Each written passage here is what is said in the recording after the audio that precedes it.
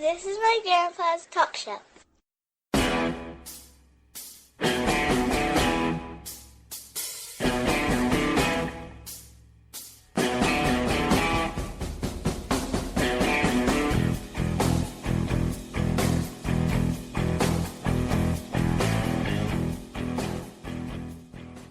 Today is International Podcast Day, and so I got to thinking, what can I do to participate in the International Podcast Day? So I decided that I would run my very first show, my very first podcast that I did about a little over 4 years ago, and I was a little nervous. I was really, it was a mess, but I finally had a caller call in. I was doing the show live at the time. So we're going to run that one to show our appreciation for the International Podcast Day. A lot of the advertisements and a lot of the contact things are no longer available because, like I said, I've switched different programs since then. But anyway, it's just there for the show. It's recorded. It's in my files that I just packed away. And I save every file that I have from the time I started podcasting. This one was Hiker James' Geocaching Talk Show.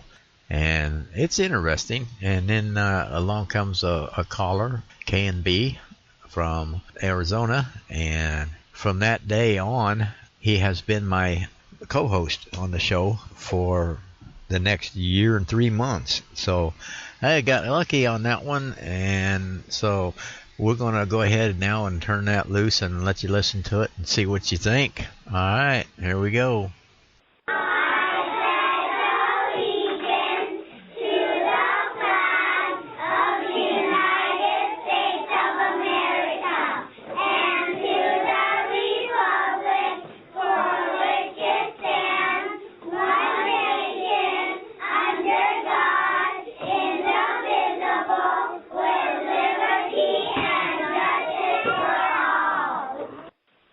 Good morning, good evening, good afternoon, depending on where you're from.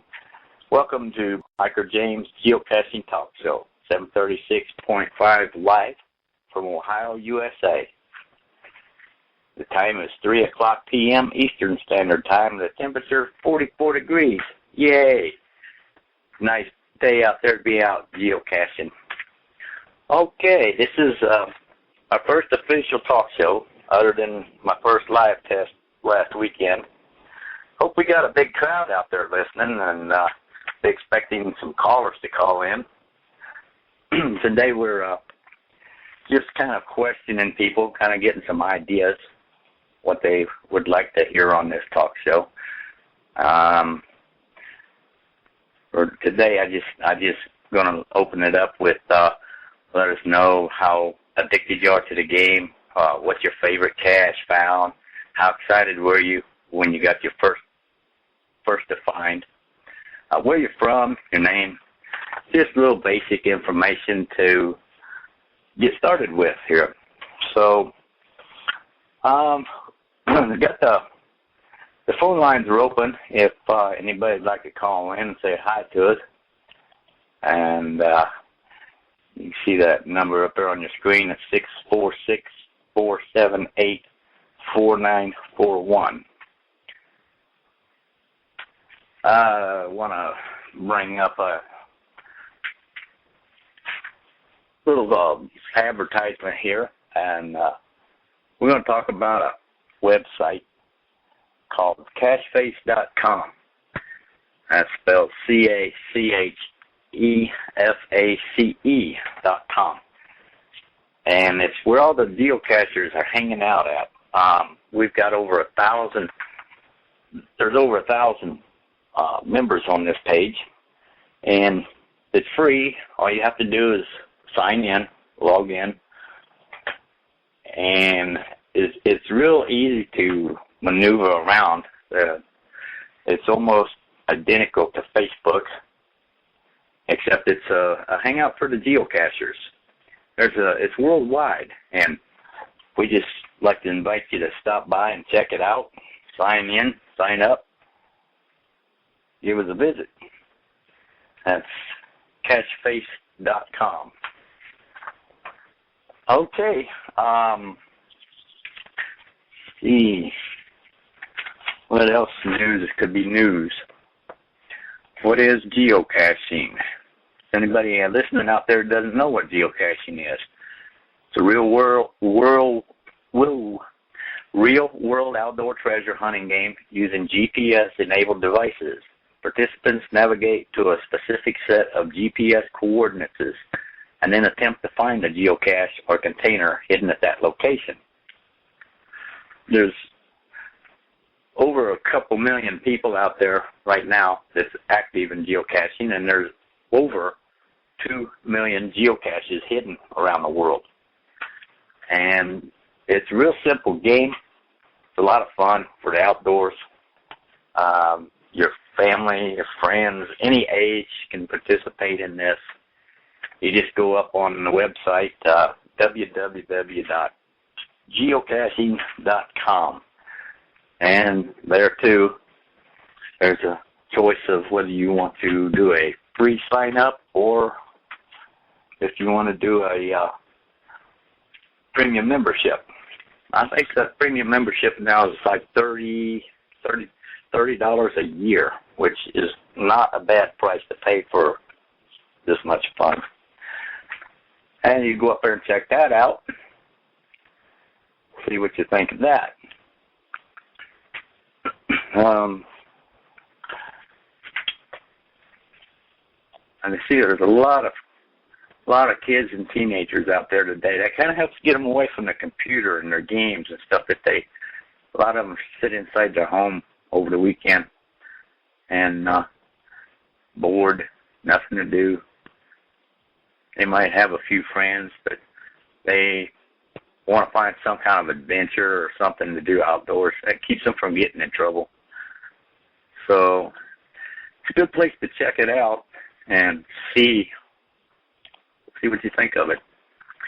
The only thing that you need for the game is a GPS device or GPS-enabled mobile phone so you can navigate to the cache. And the geocaching.com membership. Like I said, there's one that's free and there's one that's a premium, which when I first started geocaching, a friend of mine had posted on Facebook that they was going to go geocaching that next day. And I sent her a comment back, and I said, "What is geocaching?" Well, she said it's a little too much for her to explain, on the message, but she gave me that geocaching.com website. It says, go up there and check it out. Read about it. See what you think. I said, okay. So I went up there, was looking at it, what I could see for free membership. There's, I don't know, there's a lot, there's a whole thing. When you first get on geocaching.com, you'll see up in the upper left-hand corner, it will say Learn. And if you highlight that and go down to Geocaching 101, it's got just about every question possible that you'd want to know about geocaching. It tells you how the game is played, what the rules are, what do you need for geocaching, where they located, different types of geocaches. There's several different types of geocaches. What kind of geocache should I look for on my first adventure? Searching for them. There's just a multitude of questions on there that you can go to and check out what the answers are to it. There's travel bugs. Travel bug is usually something that looks like a dog tag, or they even have some that look like frogs or lizards or anything that have a number stamped on them, to where you can sign this number in when you get it, you sign this number in to show that it's yours, and then you put that in on geocache, and somebody else find it. When they find it, they can take it out, and they can log that they found it, and then they can take it, move it to another geocache. And as it goes around, it collects miles. So if you own it, you can keep track of it, or anybody else can keep track of it as far as that goes. But it just goes anywhere, or you can specify a certain place you want it to go. Like I said, if you want it to go to California, to Florida, to Canada, then the geocachers know that that's where they're going to try to get it into that direction where they can get it there. And they just add up miles. I've seen some with 30,000 miles. I've seen some that's been out there for 8-9 years, and they're just traveling around the world. So that's a good thing there to check into the travel bugs. It even tells you about that on the learning part of it. Let's see. GPS, like I said, there's a regular GPS with the coordinates, and there's the iPhones. There's all different kinds of phone apps for GPS.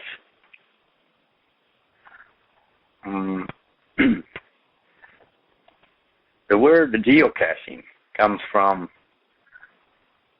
a word. Oh, I clicked on the wrong one here. Okay, we'll skip that one. Come back later to it. I'll find it in a little bit. We was talking about the trackables, the travel bugs, and how do you activate a trackable, and where do you get your own trackable?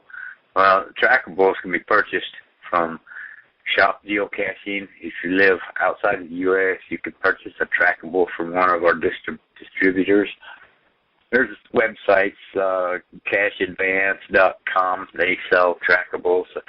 Just about any website you find out there that has to do with geocaching sells the trackables. So it's not an expensive game to get started into. There are just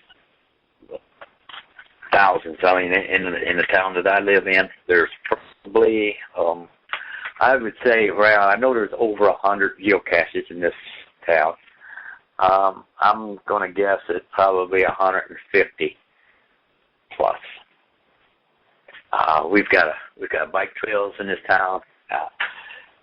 You can take off on your bike trail in any direction, which we've got one that goes circles around town, and we got one that goes east and west through town, and we've got one that runs north and south.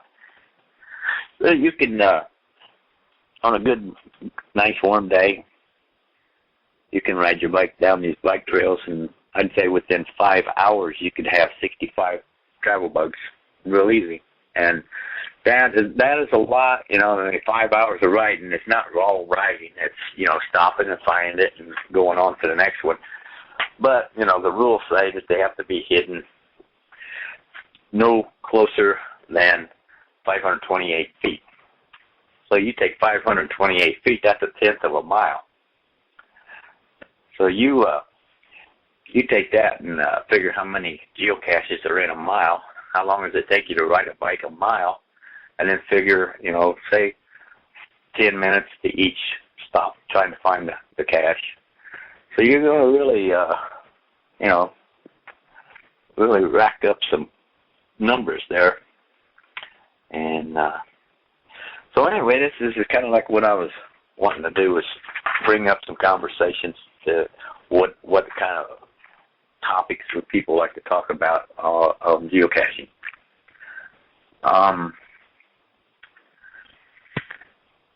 I don't see no callers calling in yet, but if you got a favorite cache, or if you just want to call in and say howdy, go ahead, give us a call. That's the Hiker James Geocaching Talk Show. With call in to talk to me at 646-478-4941, and that will put you right into the station, and I'll just bring you on there live and say howdy. going to take a short break here, maybe about 15 seconds or so, and 20 seconds, and I'll be right back with you. Oh, wait a minute. We'll just wait on that one. I got a caller. Okay. Hello, you're on the air. Yeah, Hiker James. This is Kenny with KMB, and calling in from Bullhead City, Arizona. Wow, you're out there a little ways from me. Yeah, we're out there. Yeah, I'm in Ohio, about the Midwest part of Ohio. So how's the weather out there for geocaching? It's pretty nice. It was in the low 90s last week and the 80s this week. Oh, wow. So in the summertime it gets pretty hard. With we reach about 120 degrees. Right. Well, right now we could take that 80 degrees if you want to send some out here. Today's the nicest day we've had in 2 weeks, and it's 44 degrees, and we're looking for snow for the next 4 days.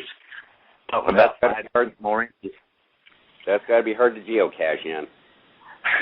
You'd be surprised how many people are out there in that snow. Yeah. Yeah, my wife and I have been caching since March of last year. We're coming up on our 1-year anniversary with with 1304. Wow, 1304. Yeah. I don't get out there to do my geocaching too much. I'm at 134, but I'm interested in being out there and seeing what other people are doing and finding out things about how they go about it, different things like that. But so, are you? I guess I could say you're addicted to the game. We are not as bad as we were in the beginning, but we're going to be going out here in a little bit. There was a few that posted last night. Of course, all of ours post when we're in bed. So. All right. Wake up in the morning and somebody's already got it. Yeah. There's a lot of people that want those first day finds. Mm-hmm. How many do you have? You think? First day finds? Uh-huh. I think about 30. Wow. That's a good number. And we have 33 of our own caches and 4 travelers. Right. I've lost that many travelers. Yeah. They disappear. Well, my wife and I are actually, we have travel bug tattoos. So that's okay. addicted, I guess. So it's kind of hard to lose those. Now, does that on the tattoos? Does that show up as mileage on there too? Because I've got a trackable on my truck, and all it does is say that they discovered it. It don't say if they discovered it in Kentucky or any place like that. It does if you take it to a cache. When you log your cache at the bottom, it'll say something about the trackables, and okay, it'll say discovered or taken. So if you take your truck to a cache, and when you log it, there's a spot down there that says, did you log any trackables? And your truck should be on there, and you'd say visited, and then it'll track the miles on your truck. And my wife and I have tracked over about 5,000 miles. Okay. Yeah, that's the way I do mine on my truck. Show visited, but I didn't know if the tattoo was anything different because it was more or less a human trackable. No, it's exactly the same, and it's actually registered with Groundspeak. Okay. Well, you can get some miles on it that way. I know some people pick up trackables out there in the caches somewhere, and they'll hold on to it for 2 or 3 weeks, and as they go around to different places, they'll show that they visited, and they could rack up 100 miles on it before they even turn it loose again. Yeah, and our one trackable, it's been missing now for quite a few months. It's back in Tennessee somewhere. Uh-huh. And my nephew actually picked it up one day because he's in the Army back in Kentucky, And he called me one day and said, "Uncle, I found this trackable, and it's got your name on it." Oh, that's pretty good. I said, "Well, move it on." Yeah. Take a picture of it and send it on. Yeah, but we're having fun with it. When we first started, I didn't realize how big this was. And, All right. And now with Cache Face, I'm really liking Cache Face. Oh, so you're a member on there? Yeah, I'm a KMB. KMB, okay. KMB. All right. Yeah. Yeah. Yeah, that Cache Face, I think, is about the best thing that ever come out on the web for me and the guy that owns the website. We worked together when he first started it there, and we was working pretty close on it, and I was observing everything that was going on here in the States, and he made me the U.S. Cache Face, where I could monitor and things with him. And he's a very nice fellow, I'll tell you that. He can go out of his way to make a website like that for people. And I was advertising on there today, just a little bit ago, at trying to get some more members come up there and join. Yeah, I've seen that, and yeah, we're just having a lot of fun with it. We've met a lot of nice people and made some really good friends, which now we plan hiking trips around geocaching. Ah. We'll find an area that's got quite a few caches, and we'll pack up the tents and spend a weekend geocaching. Man, that's better than just going out to the lake for the weekend, isn't it? Yeah, it's great, and we've been to some places that geocaching has taken us that we probably would have never have gone to. Right. And I hear that a lot from people. Uh-huh. Yeah, there's some, even out in the middle of nowhere, there's places, people found places that, landmarks and things that's interesting to look at and visit. And that's what we find a lot out here, because out in the middle of the desert, you come up across a house that's 30 miles off a main road, an old mining house. Uh-huh. And so it's exciting. Do you have a 5.5 yet? 5 stars? We have actually 2. 2? We have I got my first one December 1st, and it was called July 1st, 2001, I believe it was.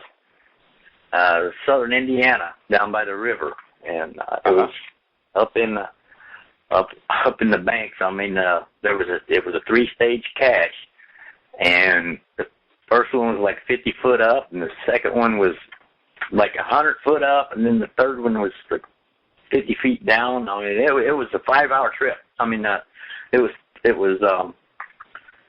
took us 3 hours to get all 3 caches.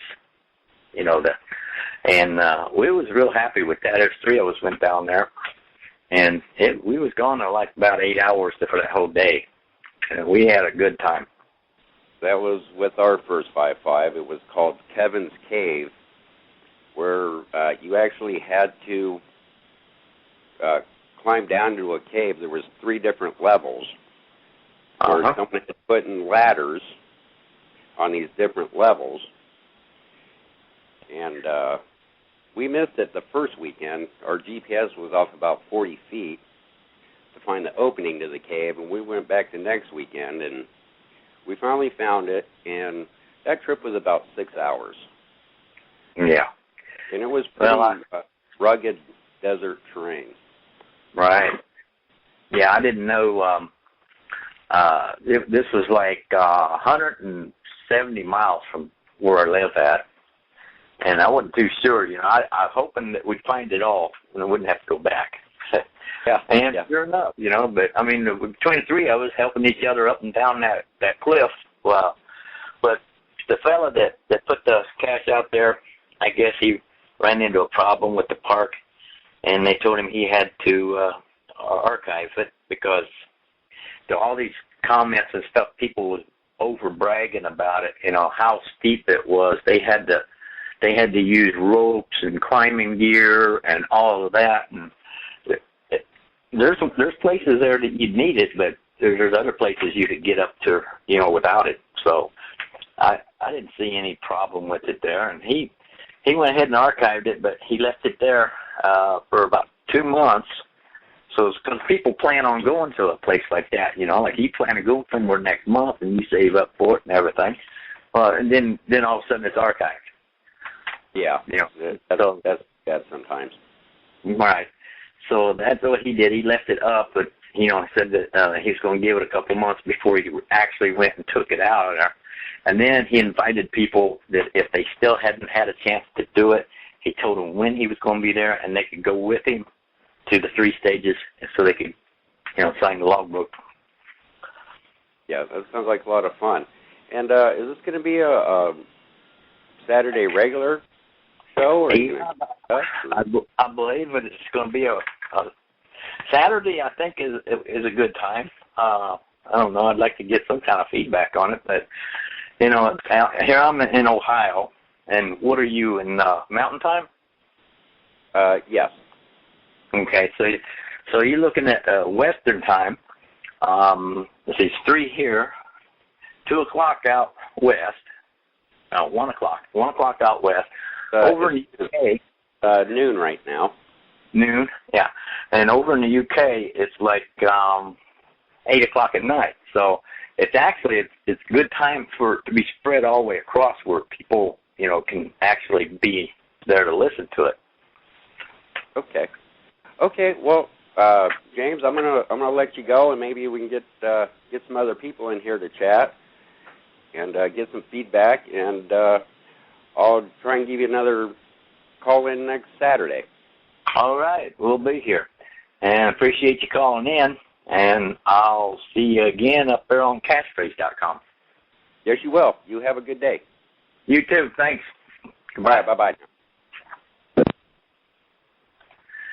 Okay, that was pretty interesting there.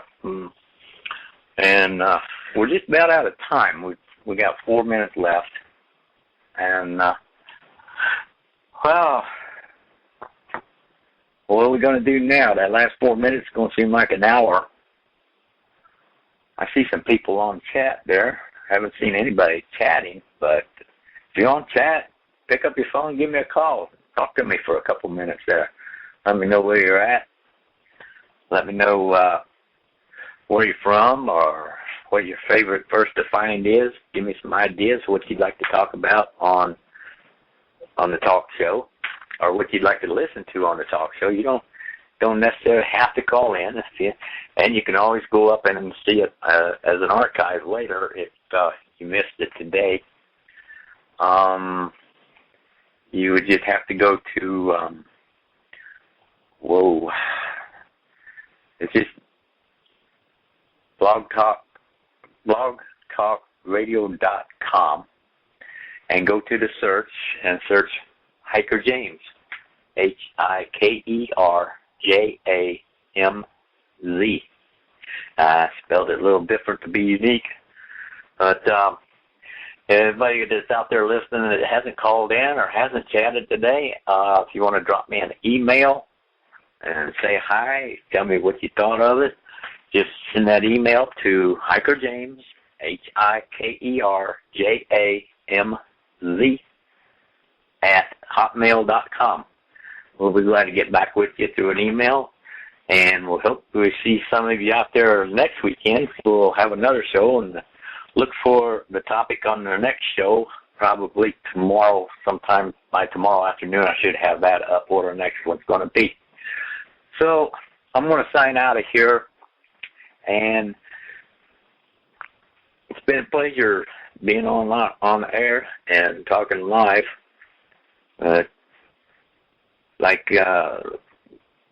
There's all these people probably out there geocaching today and just didn't have time to stop by and say hi. That's okay. I'd rather you be out there geocaching and finding all them caches. That gives you something to talk about next week when I get on here. So anyway, I'm going to end this call with just a little bit of my music here until the 1 minute and 42 seconds runs out. This is Hiker James, Blog Talk Radio, Geocaching Talk Show, signing off. See ya.